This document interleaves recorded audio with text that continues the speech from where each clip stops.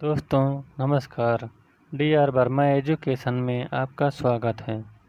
आज हम इतिहास के अंतर्गत नया चैप्टर लेकर आए हैं जिसका नाम है पुष्यभूत वंश या वर्धन वंश। अगर ये वीडियो आपको अच्छा लगे तो वीडियो को लाइक शेयर और चैनल को सब्सक्राइब करिएगा। तो चलिए शुरू करते हैं।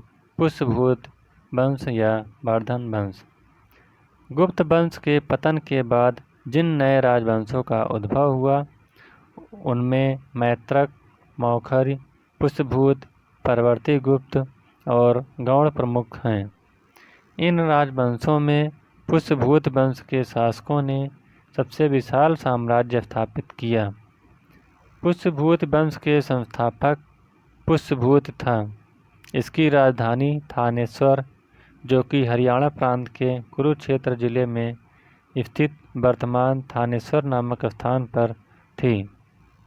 प्रभाकर वर्धन इस वंश की स्वतंत्रता का जन्मदाता था तथा प्रथम प्रभावशाली शासक था जिसने परम भट्टारक और महाराजाधिराज की उपाधि धारण करके सम्मानजनक उपाधियां धारण की।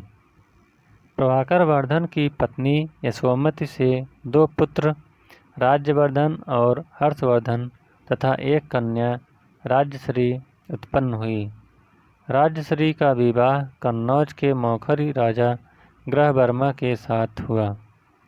मालवा के शासक देवगुप्त ने ग्रहवर्मा की हत्या कर दी और राजश्री को बंदी बनाकर कारागार में डाल दिया।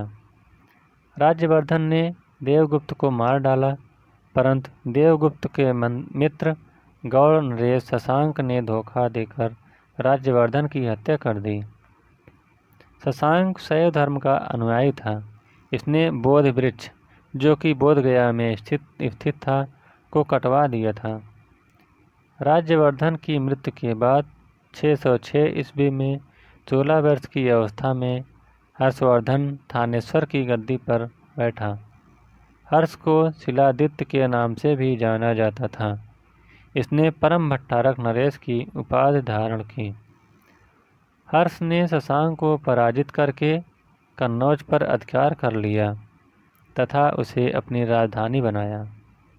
हर्ष और पुलकेशिन द्वितीय के बीच नर्मदा नदी के तट पर युद्ध हुआ जिसमें हर्ष की पराजय हुई। चीनी यात्री ह्वेनसांग हर्षवर्धन के शासनकाल में भारत आया था। ह्वेनसांग को यात्रियों में राजकुमार, नीति का पंडित एवं वर्तमान शाक्य मुनि कहा जाता है। वह नालंदा विश्वविद्यालय में पढ़ने एवं बौद्ध ग्रंथ संग्रह करने के उद्देश्य से भारत आया था।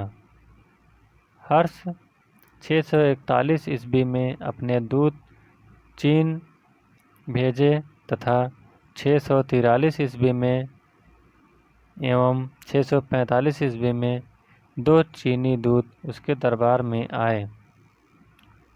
हर्ष ने कश्मीर के शासक से बुद्ध के दंत अवशेष बलपूर्वक प्राप्त किए थे।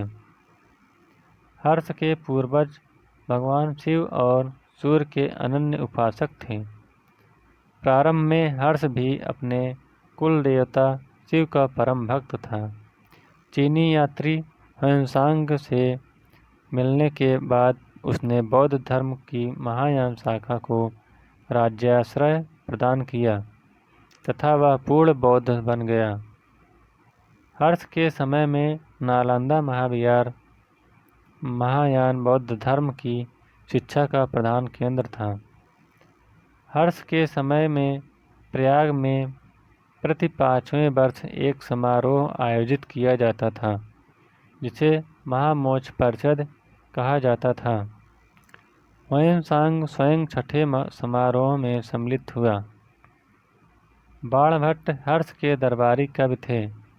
उन्होंने हर्षचरित एवं कादंबरी की रचना की। प्रियदर्शिका, रत्नावली तथा नागानंद नामक 3 संस्कृत नाटक ग्रंथों की रचना हर्ष ने की थी। कहा जाता है कि धावक नामक कवि ने हर्ष से पुरस्कार लेकर उसके नाम से ये तीनों नाटक लिख दिए।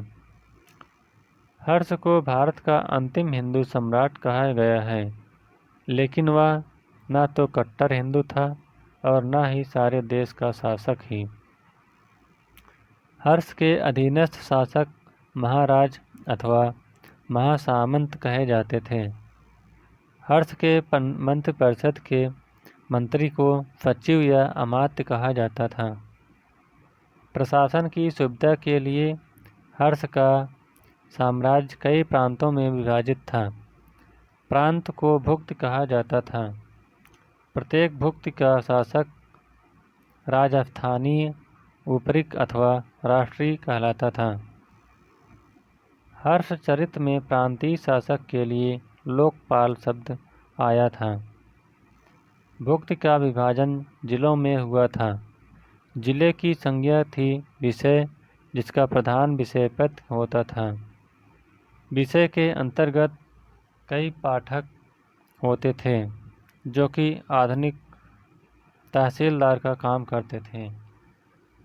ग्राम शासन की सबसे छोटी इकाई ग्राम शासन का प्रधान ग्रामाध्यक्ष पटलिक कहा जाता था। पुलिस कर्मियों को चाट या भाट कहा जाता था। दंडपाशिक तथा दांडिक पुलिस विभाग के अधिकारी होते थे। अश्व सेना के अधिकारियों को वृद्धेश्वर, पैदल सेना के अधिकारियों को बलाधिकृत या महाबलाधिकृत कहा जाता था। हर्षचरित में सिंचाई के साधन के रूप में तुला यंत्र यानी जल पंप का उल्लेख मिलता है।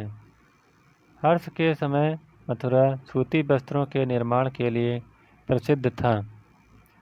हर्षचरित के अनुसार हर्ष की मंत्रिपरिषद में निम्न पदाधिकारी होते थे। नंबर 1 भंड, यह प्रधान सचिव था। सिंहनाद, यह प्रधान सेनापति था। कुंतल, यह अश्व सेना का प्रधान होता था। स्कंदगुप्त, यह गज सेना का प्रमुख होता था। तो इस प्रकार से पुष्यभूति वंश या वर्धन वंश का ये वीडियो समाप्त होता हुआ। अगर वीडियो आपको अच्छा लगे तो वीडियो को लाइक, शेयर और चैनल को सब्सक्राइब करिएगा। Thank you.